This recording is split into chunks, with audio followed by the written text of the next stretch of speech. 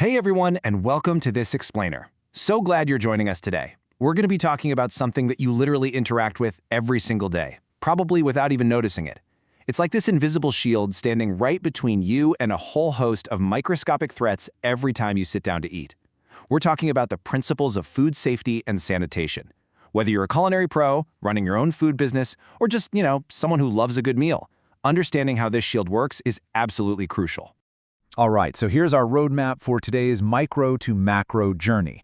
We'll hit core principles and hygiene, then food safety versus suitability, the threat of illness, the Philippine Food Safety Framework, and finally, international food standards. Let's get into it. Okay, let's dive right into Section 1, Core Principles and Hygiene. So when you hear the word sanitation, you might just picture, someone wiping down a kitchen counter with a damp cloth, right? But it's actually way more than that. The word itself comes from the Latin word sanitas, meaning health. Sanitation is quite literally an applied science. It's all about deliberately creating and maintaining hygienic conditions to prevent foodborne illness and stop spoilage. It's definitely not just cleaning up, it's a foundational scientific practice built from the ground up to protect public health. To actually put this science into action, the World Health Organization gives us 5 key principles of food hygiene. Think of these as our 5 unbreakable pillars. Number 1, prevent contamination from pests and people. 2, always separate raw and cooked foods. 3, cook foods to the right temperatures to kill off pathogens. 4, store your food at the proper temperature. And 5, use safe water and raw materials.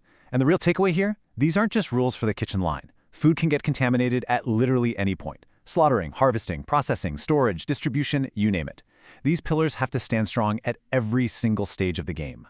Because words really matter in the culinary world, let's move on to Section 2, food safety versus suitability. Okay, so food suitability is all about the intrinsic traits of the product itself. We're talking taste, smell, texture, and presentation. Basically, it means the food is free of spoilage microbes, like certain yeasts or molds, so it's totally acceptable to eat. Food safety, on the flip side, is all about limiting those sneaky, acute, or chronic hazards. It ensures the food is not going to injure your health. So picture this. A meal could be technically suitable to eat. It looks amazing, smells great, but it's actually completely unsafe because of invisible pathogens. Or it could be perfectly safe, but totally unsuitable because it's super stale. Basically, safety is about preventing injury, while suitability is just about acceptable quality. Now we need to shift gears a bit and look at Section 3, the threat of illness.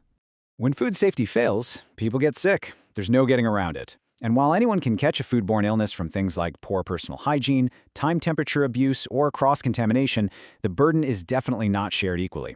Our high-risk groups include pregnant women, young kids, older adults, and folks with weakened immune systems, like people managing diabetes, going through chemo, or living with HIV/AIDS. For these vulnerable groups, symptoms aren't just a minor inconvenience. They can be incredibly severe and, tragically, even life-threatening. This is exactly why maintaining that invisible shield is absolutely critical. So, if we look at 209 reported foodborne disease outbreaks in the Philippines between 2005 and 2018, you'd probably expect restaurants to be the main culprit, right? But check out these numbers, and this brilliantly illustrates something surprising. While food service facilities are definitely a massive battleground with 74 occurrences, households actually take the lead with 102 occurrences. Crazy, right? Let's zoom in on the exact data from the Azanza study. What's truly staggering here isn't just how often these outbreaks happen, but the sheer volume of people affected. Just look at the case numbers.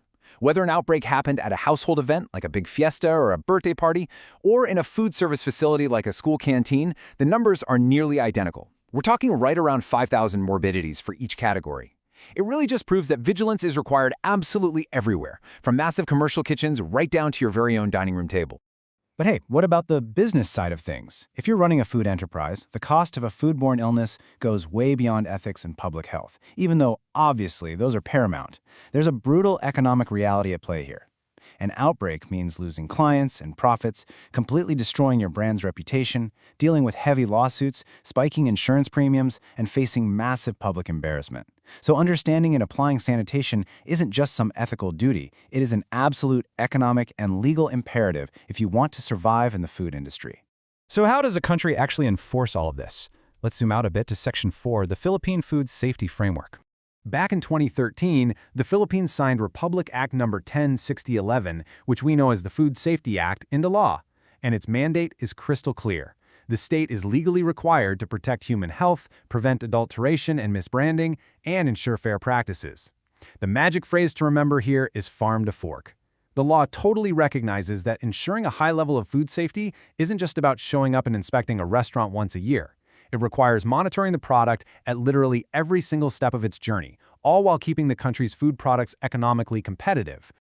To actually pull off this massive farm-to-fork mandate, the Philippine framework requires some incredibly smooth networking between multiple agencies, and they've divided this up into 4 distinct components. First up, farm and aquaculture. That handles the animals, plants, and fisheries. Second is the food industry, which covers manufacturers, importers, and distributors.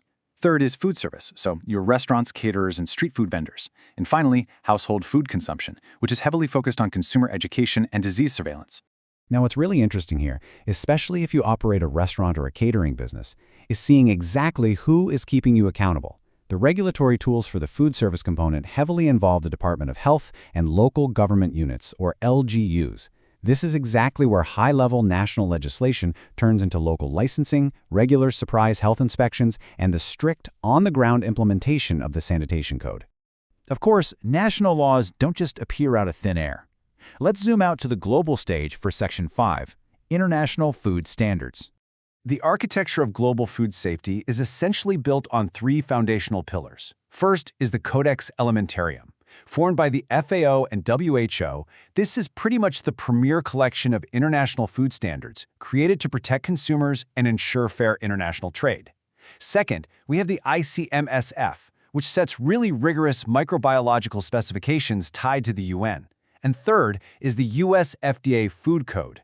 Interestingly, even outside the US, this code serves as an incredibly sound scientific model that regulators all over the world look toward when developing their own food safety rules for retail and food service. Basically, these entities ensure that whether your food is just crossing a street or crossing an entire ocean, the baseline of safety remains completely intact.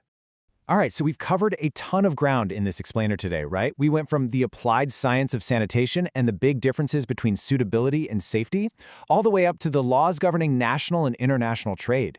But as we clearly saw with the outbreak data, all the global regulations in the world literally mean nothing if the practices break down in our own kitchens and businesses. So I want to leave you with this one thought to chew on. If the safety of our food depends on an unbroken chain from farm to fork, how strong is your link? Thanks so much for joining me today, and hey, keep that invisible shield strong.